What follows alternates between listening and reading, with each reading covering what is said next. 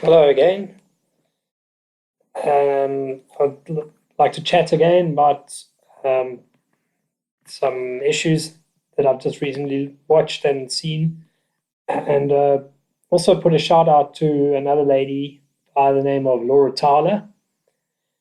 Laura Tyler is British, um, you know, also part of these pushback movements, and you know, speaks against immigration and the replacements ideology and the replacement laws, actually, the replacement strategy of the British people, which I've seen with my own eyes. It's happening. It's real. It's massive. It's happened. It's not happening. This is somewhere where I think people make a mistake in talking, projecting into the future, and kind of this flow of immigration must stop. Well, it's even if it stops, they've got a hell of a task on their hands now to maintain their own integrity and their own land.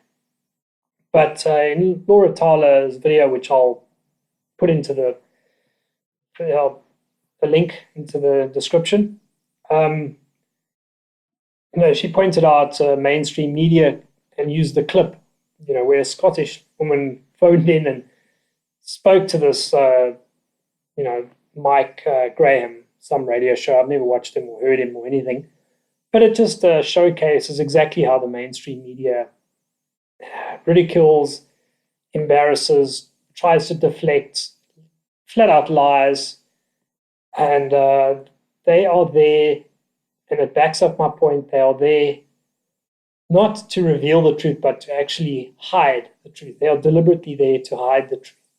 You think about that. That's like kind of exactly the opposite reason of what they're supposed to be there for. Anyway, in this, you see quite clearly how he just uses ridicule, no actual argument, um, and then also says, "Oh, and then there's no such thing as the ethnic British people anyway. You could be a Viking for all I know." Some comment like that is just, why are we going to lose this fight if we don't identify as Caucasians as one unique group based on the Israelites, the 10 tribes of Israel, and get to the fact that, yes, there are 10 different tribes of Israel, but they're all the Caucasian people.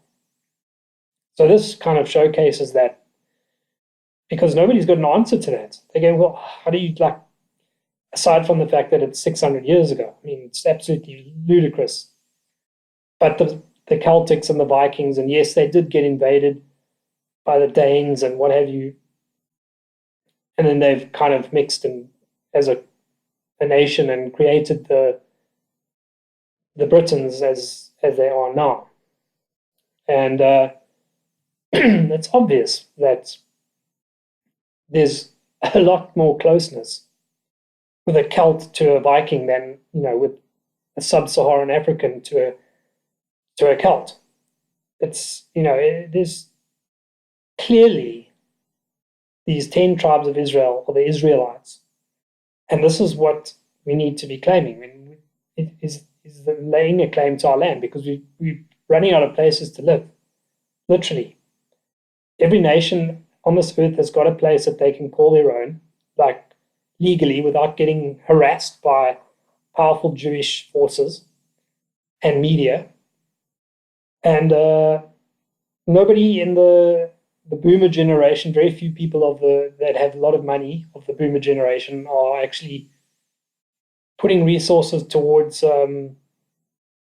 staking a claim to our own entire country.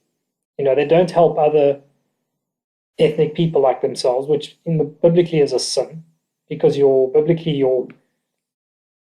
family role goes, the hierarchy of an entire nation starts with God at the head, the father of a family, the mother, children, then your nation, you and your and that's the and then the rest of the other nations. So they would be outside of that closest circle, but still not to say that you don't love thy neighbor, etc.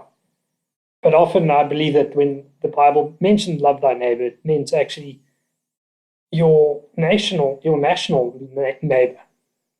If you don't have love, you're worthless.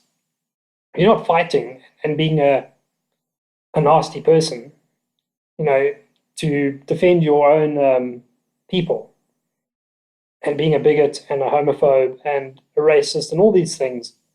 Quite honestly, in this day and age, they've made up those terms deliberately so you cannot defend that particular circle. And then they dismantle the family by, indoctrinating the children right outside of the home. They're getting more hours with their teacher than they are with you, and then even probably more hours with their idols on the cell phone or the television than with you on top of that, and getting further indoctrinated.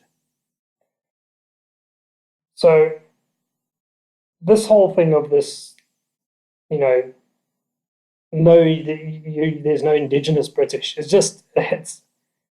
a classic point where they've tied us up in knots because we're refusing to lay claim to the fact that all the Caucasian tribes are related, essentially, and that people that are coming from other nations are actually, at best, guests. It's just, it's so plain to see that this is the narrative they're trying to unfold on us, unleash on us. And you can see it by contrasting how other places are allowed to maintain their national and racial integrity. I'm going to go over these points 100 times until, somebody out there gets it. So, and then things start to change.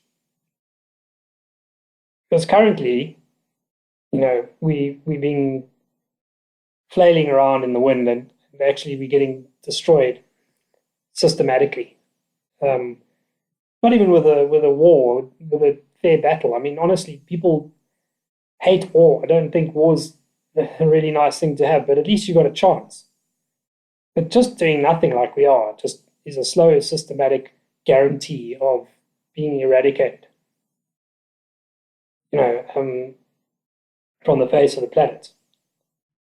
And, I think that a lot of these things, there's things that we have to do, we have to overcome and rise up against the powers and principalities. And of course, what comes into that is faith. And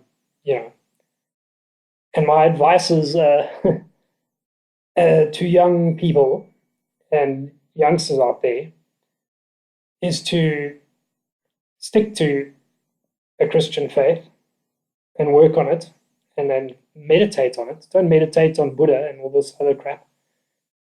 I'm sorry if you don't have faith. I don't know. I feel sorry for you if you don't have a belief in a God. But for those that can and do, pray, in Jesus' name, and keep yourself fit. Work on yourself.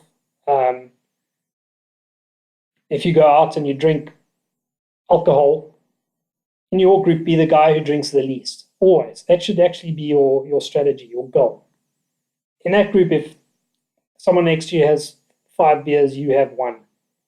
If another guy has 10 and you have 2, drink the least. Trust me, I wasted many years as a youngster, and with this hero of who can drink the most, and quite honestly, it didn't even suit my personality. But it's a waste of energy, and you're missing out. You're actually falling into a trap, and it's a silly trap, but a lot of people fall into that. So drink the least, pray, and obviously never, indulge pornography or any of those things. If you fallen into that, just work on getting it out of your life completely. And all the things that follow on from that kind of lustful um, thinking while you're on your own. Work on a real relationship. Put all of that energy into an actual real person. I know it's not easy. Sometimes they're just not there. You don't meet that person. But don't worry too much about it, and just try and keep your friends and allies. And you don't have to have a lot of friends. You don't have to have a lot of be the light of the party or anything like that. In fact, try and focus on daytime activities. This whole party mentality, which was unleashed on us in the 80s as kids, we thought there was nothing cooler than having a house party at your parents' place or whatever. And,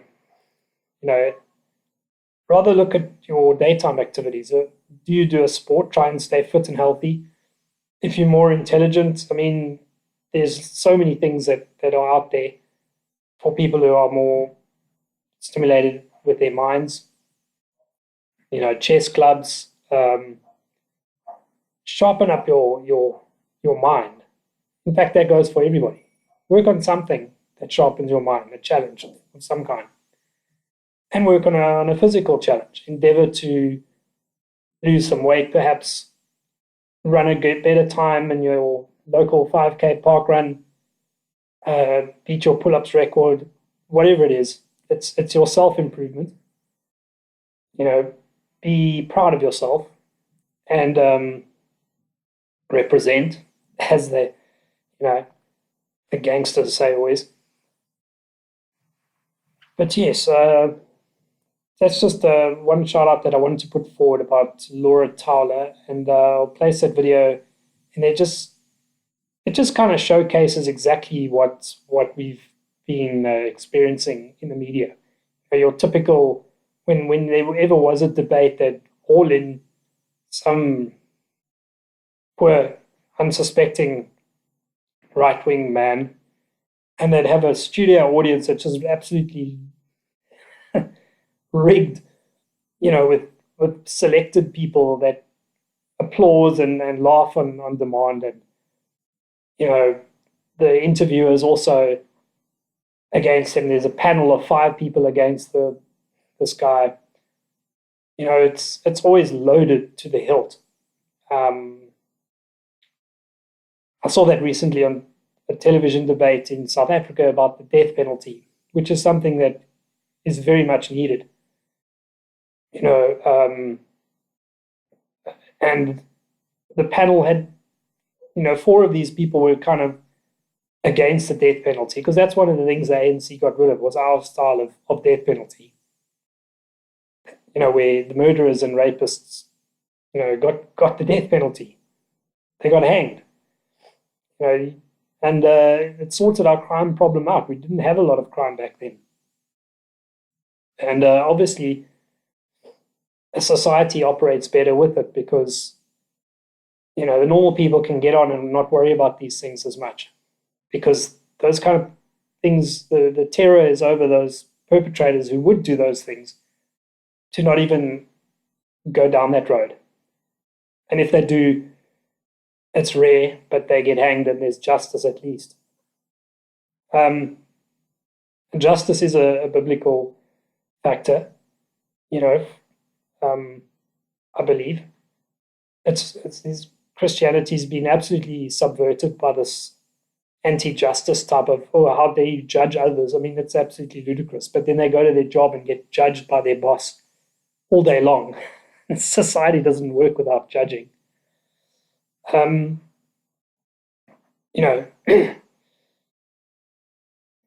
But keep the focus on the issues, as I was saying, on the media. Only watch the media to pick it apart and to put comments. We've also got to see what's been said out there and to debunk what they're saying. Like literally everything that they're saying is can be debunked with maybe not immediately, but most of what they say gets debunked at some point or another. And we get very little actual truth. You know, like where's Jeffrey Epstein really? Anyway, that's all for now, and I'll catch you again.